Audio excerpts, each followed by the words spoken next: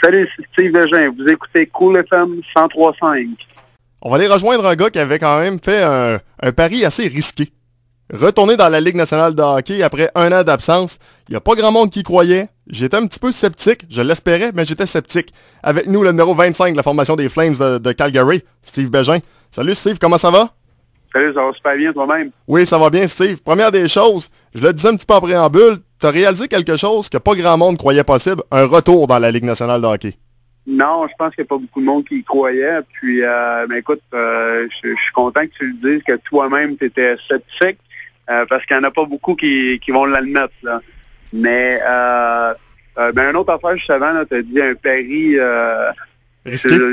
Il était peut-être risqué pour moi, mais non, il n'y avait rien de risqué. Écoute, moi, je savais ce que je devais faire, je savais où je m'en allais, puis j'ai tout fait pour mettre les chances de mon côté. Là. Je me suis vraiment entraîné beaucoup, puis j'avais juste ça en tête, mais tu sais, j'avais rien quand même à perdre. Moi, c'était j'allais là, la conscience tranquille, puis je sais que j'allais tout faire pour rester là. Puis écoute, comme j'ai dit, j'ai mis toutes les chances de mon côté, là. Il a fallu que tu te prouves, mais le fait d'avoir un gars comme Bob Hartley, que tu connais quand même très bien, ça donne une petite chance aussi. Le gars connaissait déjà tes capacités et où est-ce que tu pouvais aller pour aider carrément sa formation. Oui, mais il y a beaucoup de monde qui pense que je connaissais beaucoup Bob Hartley, mais j'ai jamais joué pour Bob. J'ai toujours joué contre lui. Bob savait qui j'étais en tant que joueur, ce que je pouvais apporter. Puis, mais Bob, à part ça, je l'avais rencontré peut-être 2-3 fois, là, rien de plus, là.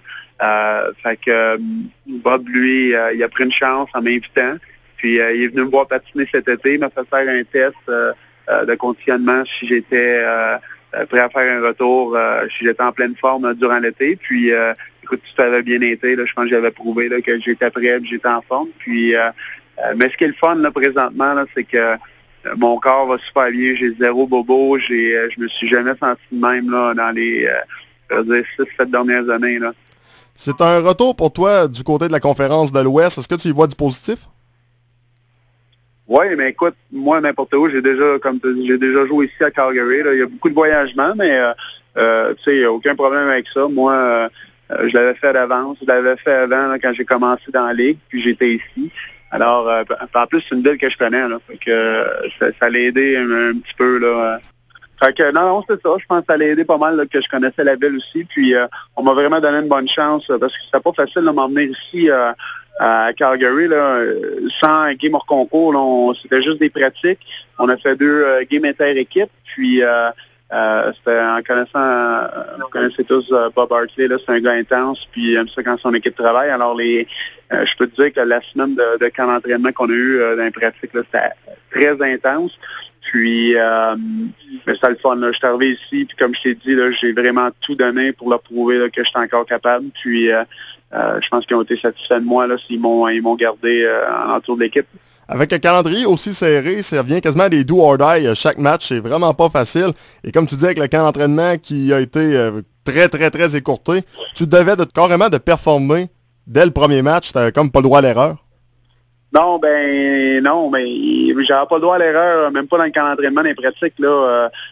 On m'avait averti avant, on m'avait averti que ce serait pas facile, puis que je devais me présenter tous les jours dans les pratiques, là, parce que, tu sais, si j'arrive, puis j'ai l'air d'un gars pas en forme, c'est une autre chose que si Jérôme Egenla est ici, puis pendant une semaine, il est pas en forme, lui, c'est sûr et certain qu'il est à la première game, il est là, là.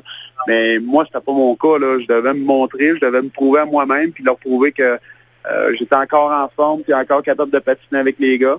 Puis, fait que c'est ça. Fait que la première game que j'ai joué, écoute, c'est sûr certain, toutes les games, là, faut que je me donne. J'ai pas de marge d'erreur beaucoup. Puis, je suis conscient de ça. Puis, je suis bien content de ça aussi, là, parce que moi, j'aime ça le challenge, j'aime ça d'avoir des défis devant moi. Puis, ça me met un. Toutes les games, faut que je me donne à 100%. Puis, faut que je sois présent. Là. Si je suis là à moitié, ça marchera pas. Là. Est-ce que tu avais un feeling bizarre dès la première présence? Non, pas vraiment. Tu sais, je suis pas quand même une recrue. J'ai quand même joué 10 ans là, dans la Ligue. J'ai manqué 1 an et demi, oui, mais j'étais content. J'ai eu peut-être le sentiment là, que j'avais accompli quelque chose. Puis j'étais content, là. C'est sûr et certain que mais je pouvais pas être là puis regarder tout le monde puis d'être impressionné. Mais comme je t'ai dit, là, j'ai quand même joué 10 ans dans la ligue. Puis j'ai rien qui m'impressionne dans cette heure, là, mais écoute, j'étais content, puis je sentais comme un sentiment de mission accomplie, là. Après avoir mangé les bandes Saputo du côté de Montréal, est-ce que tu as regardé un peu les bandes? Qu'est-ce que ça a l'air du côté de Calgary? Ah, ils sont tous solides. Hey Steve, sans faire de joke trop longtemps là-dessus, je regarde ça pareil, puis dès un de tes premiers combats cette année, si je me trompe pas, même c'est le premier, Jordan Tutu, t'as pas pogné un doux pour débuter? Non, c'est un des très tough dans la ligue. Écoute, c'est un gars qui est capable de prendre un coup de poing assez solide. Puis, écoute, c'est un Indien, il n'est pas coupable, ces gars-là. C'est quelqu'un qui est très solide, qui se bat assez régulièrement aussi. Alors, ouais, j'ai pas pris le plus facile pour commencer, non. Vous êtes 12e dans l'Ouest, mais je regardais le classement, c'est quand même serré. Est-ce qu'il y a un peu de, sans dire de la panique? Non, on panique pas. Écoute, on sait qu'on a eu un début assez slow.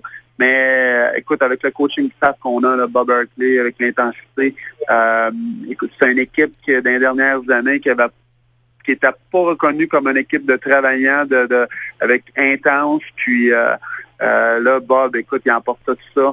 On a, comme j'ai dit, un coaching staff là, incroyable. Puis on voit que dans le vestiaire, là, la mentalité est après changée. Puis sur la glace aussi, là, écoute, on a fait que s'améliorer, puis on va être une des équipes les plus en forme, les plus travaillantes, là, c'est sûr et certain, là. Je regarde ça, puis je me dis, Steve Bégin est à 5 matchs du plateau des 500. Je sais pas si tu étais au courant, là, mais vite comme ça, on regarde ça. Le nombre de fois que des gens ont dit Steve Bégin, il est pas assez fort pour la Ligue nationale. Steve Bégin se rendra pas là. C'est un beau plateau, pareil. Ouais, c'était l'histoire de ma vie, ça. J'ai toujours été où ce que je devais pas être. Je me souviens, écoute, c'était pas quand j'étais pee-wee, le bantam, je serais jamais là parce que si du monde ça frappe, j'étais tout petit, puis je m'en rendrai jamais là. Après ça, c'était Ninja 3, après ça, c'était Junior, parce que là, c'est des hommes, ça commence à être des hommes, des gars qui ont 20 ans, puis t'as le droit de te battre, puis après ça, ça a toujours été le même toute ma vie. Mais moi, je me suis toujours servi de ça comme motivation, puis écoute, oui, j'ai joué, je suis près de 500 parties là, dans la Ligue nationale. C'est un autre, c'est quelque chose que j'ai toujours voulu atteindre. Puis là, j'étais à 5 parties. Je suis content, oui, mais je vais être encore plus content mais que ces 5 parties-là soient faites, soient terminées, mais que j'ai atteint le plateau des 500.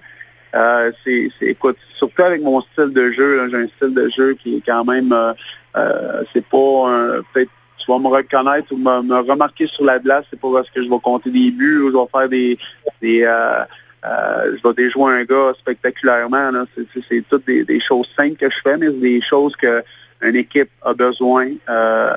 Tu as toujours besoin de sortes de joueurs comme moi là, dans une équipe. Puis, écoute, c'est pour ça que Bob m'a apporté cette année. Est-ce que tu as certains objectifs personnels pour cette année? Et puis l'équipe, c'est quoi les objectifs pour la saison?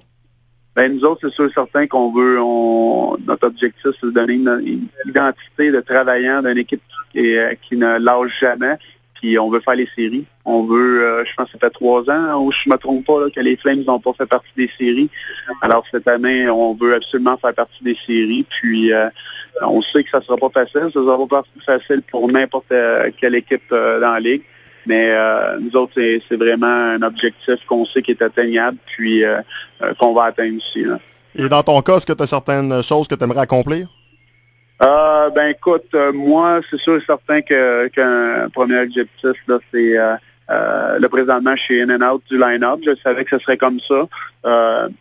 C'est certain que mon objectif, c'est peut-être de rester dans le line-up à toutes les parties, mais aussi de passer la saison ici. Là, c'est certain que moi, je suis le dernier joueur qui a été signé, je suis un two-way, et puis c'est moi qui est comme plus sur le bubble, là, si je peux dire, sur la ligne.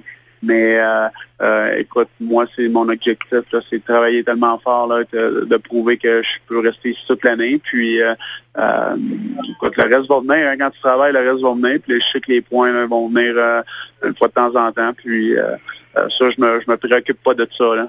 Ben, chose certaine, j'ai l'impression que le combat de ta vie que tu as mené jusqu'à maintenant, c'est-à-dire de tout le temps essayer de prouver aux autres que tu étais capable de jouer dans la Ligue nationale, ben, j'ai l'impression que ça va se continuer jusqu'à la fin de ta carrière.